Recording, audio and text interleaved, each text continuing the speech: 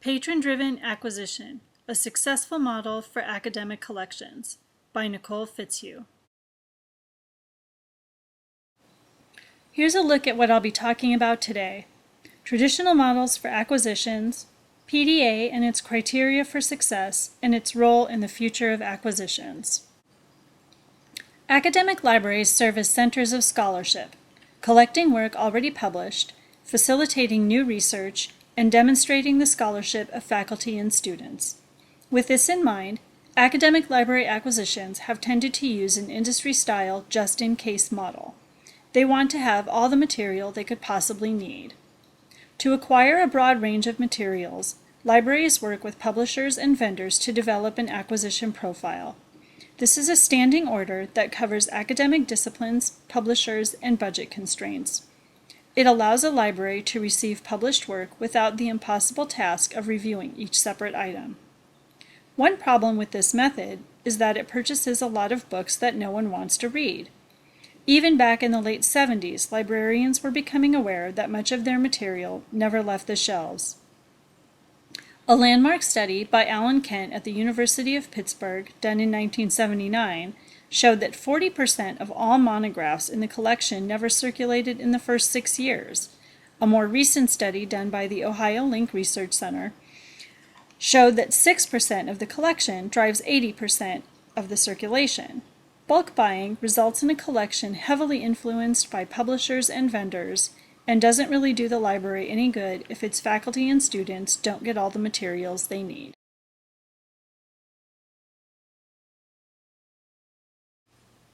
When scholars need items from other institutions, it can be expensive. The library has to pay for an ILL relationship with another institution, as well as paying processing, shipping, and handling costs.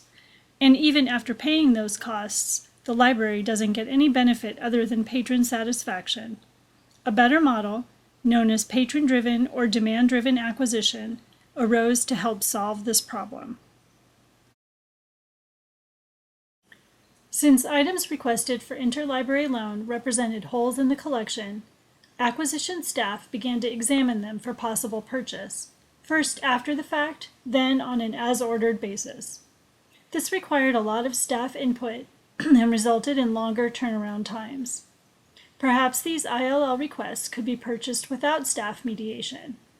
Libraries already have a purchase system that operates without direct librarian oversight, their acquisition profile.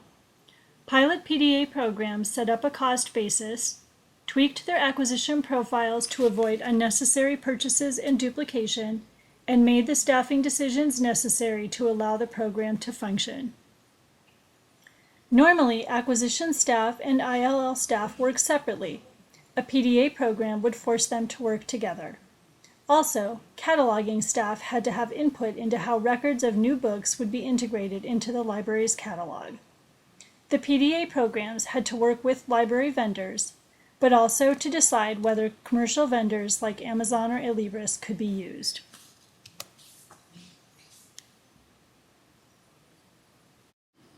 Some of the typical limitations on PDA were avoiding the purchase of things like popular fiction, textbooks or test prep materials, or materials that were not from scholarly publishers. Other criteria included publication language or publication date.